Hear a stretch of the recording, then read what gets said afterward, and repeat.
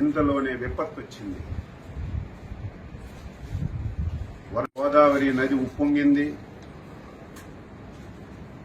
దానివల్ల అటు west Godavari, east గోదావరిలో చాలా ప్రాంతాలు ముంపుకు గురయ్యాయి.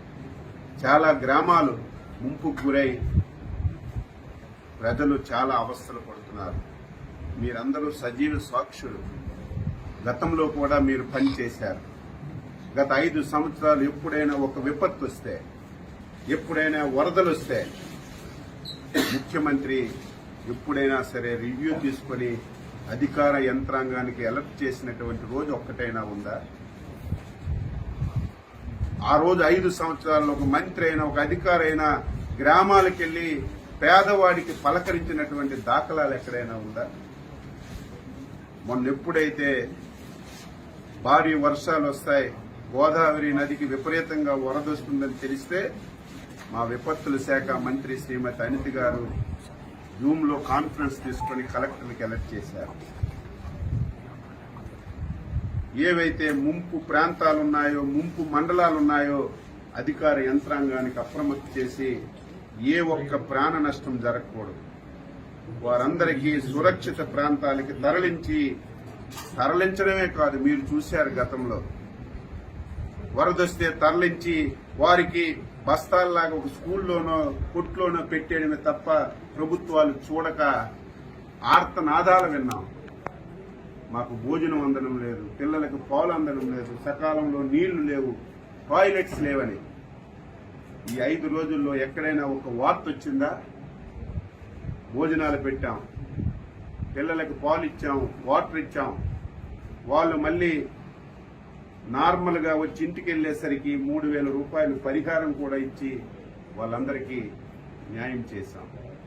ఈ రోజు ఈ 2-3 జిల్లాలు తిరుగుతుంటే గత ప్రభుత్వం పాపాల వల్ల ఏవైతే పురాతనమైనటువంటి కాలువలున్నాయో, గెడ్డలున్నాయో 5 సంవత్సరాలు గాలికి వదిలేశారు.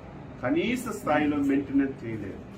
కనీసం ఒక తట్టిడి మట్టి తీసి ఆ కాలువలో ఉన్నటువంటి అడ్డు కూడా తీయకపోవడం వల్ల నిన్న వచ్చినటువంటి వరదలకి ఆ కాలువలు పొంగి 1000 ఎకరాలు రైతు పెట్టినటువంటి పంట పూర్తిగా నాశనం అయిపోయింది.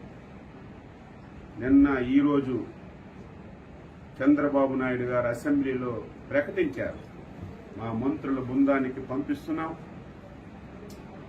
నష్టపోయినటువంటి రైతాంగానికి పలకరించడమే కాకుండా ఎవరైతే పునరావాస కేంద్రాల్లో ఉన్నారో వాళ్ళ దగ్గరికి వెళ్లి వాళ్ళకి అన్ని సదుపాయాలు అందుతున్నాయో లేదో చూసి రైతాంగానికి ఏ విధంగా మళ్ళీ సహకారం ఇవ్వాలో అన్ని తెలుసుకొని నాకు చెప్పండి, నేను రైతుల పట్ల చాలా ఉదారంగా ఉన్నాను, అవసరమైతే ఒక పైసా ఎక్కువ ఇచ్చైనా రైతులు కష్టాలు తీర్చి వారి రుణం తీర్చుకుంటానని స్పష్టంగా ముఖ్యమంత్రి గారు చెప్పడం వల్ల మేము బృందాలుగా వచ్చి తిరిగాము. మధ్యలో సెషన్స్ టైంలో కూడా ఎవరైతే స్థానిక మంత్రులు వచ్చి ఒక పూట అసెంబ్లీ చూసి ఒక పూట వచ్చి పలకరించి వచ్చినటువంటి దాఖలాలు.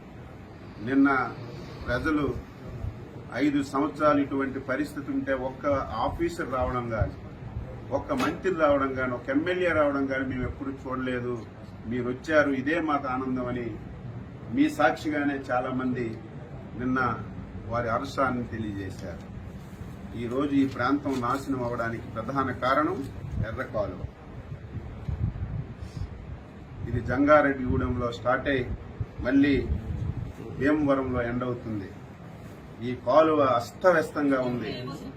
ఈ కాలువ వల్ల సుమారుగా 20 నియోజకవర్గాల్లో ప్రతి సంవత్సరం చేతికొచ్చిన పంట పోతుంది, పెట్టుబడి పెట్టిన పంట పోతుంది. ఈ కాలువని శాశ్వతంగా ఈ సమస్యని పరిష్కరించాలని ఒక ఆలోచన చేస్తున్నాం. అందుకే జిల్లా యంత్రాంగానికి చెప్పాం, తాత్కాలికంగా ఏవైతే గుంతలు పడ్డాయో ఆ గుంతలన్నీ పూడ్చమని చెప్పి ఆదేశాలు ఇచ్చాం. టెంపరీగా రేపు డిసెంబర్కి మళ్లీ వ్యవసాయం పెట్టుకోవడానికి ఎక్కడైతే ఈ స్లూయసెస్ పోయాయో, తలుపులు పోయాయో దాని గురించి ఒక ఎస్టిమేషన్ చేయమని ఆదేశాలు ఇచ్చాం. మళ్లీ ఈ 2 జిల్లాల మంత్రులు ఎమ్మెల్యేలు అందరం కూర్చొని ఇరిగేషన్ అధికారులతో సమావేశం పెట్టి ఈ ఎర్ర కాలువకి శాశ్వత పరిష్కారం కింద మోడరైజేషన్ చేయడానికి ఎంత డబ్బైనా సరే చంద్రబాబు నాయుడు గారి దృష్టిలో పెట్టి ఈ 5 సంవత్సరాల్లో శాశ్వత పరిష్కారం చూపి స్వతంత్రం వచ్చి నుంచి పడుతున్నటువంటి ఈ బాధని